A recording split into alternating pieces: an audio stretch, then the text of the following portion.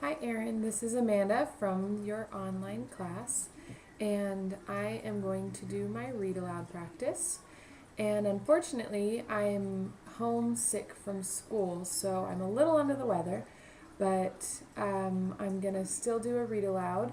And I don't have a lot of props since I'm not in my classroom, but what I do sometimes is when I'm at school, I will wear accessories or clothes that kind of have to do with the theme that maybe we're learning about. So my class, my kindergarten class, has been learning about butterflies, or they were. And so what I would do sometimes, especially on days that I was going to read a special book, is I would wear some accessories or some clothing that maybe had something to do with caterpillars or butterflies. And what I really liked about it was that the kids got really into it and they always noticed when I was wearing something. So for today's story, which is going to be about a caterpillar that turns into a butterfly, I have a little accessory on my braid with a butterfly, and I have a butterfly clip in my hair. And I know those are really small, but it's really something that the kids notice and they get into. So, the book that I'm going to practice reading today, which I've already read to my class, is called The Munching Crunching Butter Caterpillar, and it was written by Sheridan Kane and illustrated by Jack Tickle. And the kids thought that was really funny that the illustrator's name was Jack Tickle. So sometimes when I'm reading the book, I might stop and jump out of character for a moment to say what I might do when I was talking to my class. So, Caterpillar was always hungry. For weeks, he crunched and munched his way through the fresh, juicy leaves of a blackberry bush. One day, Caterpillar was about to crunch into another leaf when... And right here, I might ask the kids to make some predictions about what they think is going to happen. And they really love doing that. They love telling me what they think will happen next. Bzzz! Bumblebee landed beside him. Wow, said Caterpillar. How did you get here? Simple, said Bumblebee. I have wings. Look. Oh, I'd like to have some of those, said Caterpillar.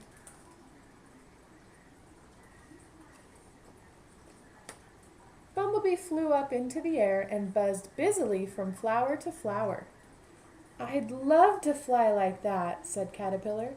Well, you can't, said Bumblebee. I've got wings and you've got legs. Your legs are for walking. I guess so, sighed Bumblebee. Bumblebee flew off to the next bush.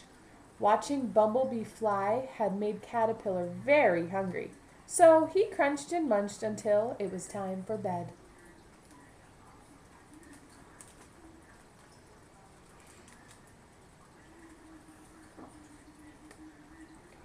Caterpillar woke to the sound of twittering.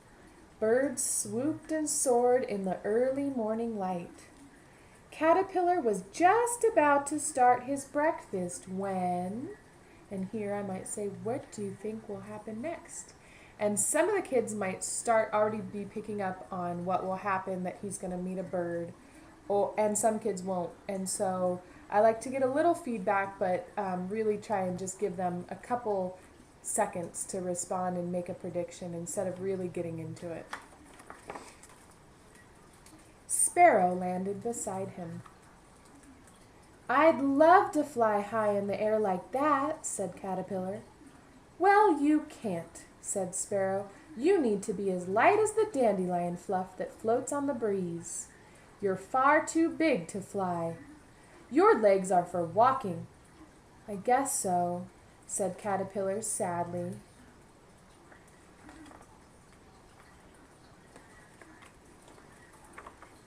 Caterpillar kept on crunching and munching all day and into the evening when the sun began to set. He wrapped a leaf around himself to keep him warm. He was just about to go to sleep when... And by now, most of the kids can make some sort of prediction about what they think will happen based on what they've heard in the story. And so we might talk about that for a minute. Butterfly landed gracefully beside him. "Oh, I wish I could fly like you," sighed Caterpillar. "But I'm too big and I have legs instead of wings." Butterfly smiled a secret, knowing smile. "Who knows? Perhaps one day you will fly. Light as a feather like me," she said. "But now, little caterpillar, you should go to sleep. You look very tired." And I might ask the kids what they thought the difference was between Butterfly and some of the other characters in the story, how the other characters treated Caterpillar and made him feel, and how Butterfly made him feel. Butterfly was right. Caterpillar suddenly felt very sleepy.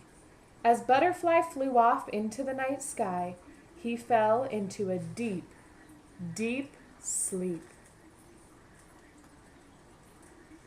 And as an outside activity, what we did in my class was we had caterpillars that actually turned into butterflies. And so when they went into their chrysalis, when we read this story, we talked about maybe what Caterpillar was dreaming about while he was sleeping.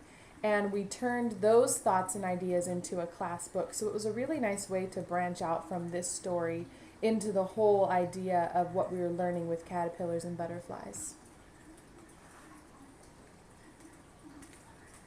Caterpillar slept all through the winter, and his sleep was filled with dreams. He dreamed he had wings, and he was soaring in the blue sky above the tall trees. He dreamed he was a piece of dandelion fluff drifting toward the sun. He dreamed he was as light as a feather floating on the breeze.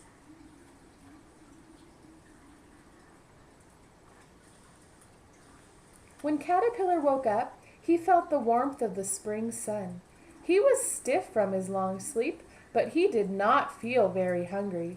He stretched and stretched, and during this part of the story, it's a good idea to let the kids stretch and maybe feel what it would feel like to be a caterpillar just waking up. And one of the activities that we did, aside from this, was we would reenact the life cycle of the caterpillar turning into a butterfly. So they go from egg to caterpillar to chrysalis to butterfly, and part of that is stretching when you get out of your chrysalis. And a breeze lifted Caterpillar into the air. Caterpillar was no longer short and plump. He had wings, great big wonderful butterfly wings. "Wow," he said, "I'm flying! I'm really flying!"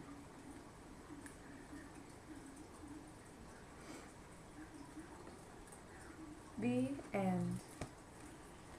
And like I said, there are many things that came from this book that my class chose to do to enrich our concept of learning about butterflies. And the story I really like because it allows a lot of room for kids to make the predictions about what's going to happen next without too much conversation going on, because I know that we saw the video about not asking a lot of questions when you're reading a book aloud, but I do like to have the kids interact a little bit, and I think that predicting is a really great way to get them to interact. So this, once again, was the Crunching Munching Caterpillar, and I read it to my kindergarten class, and it was a great read aloud book.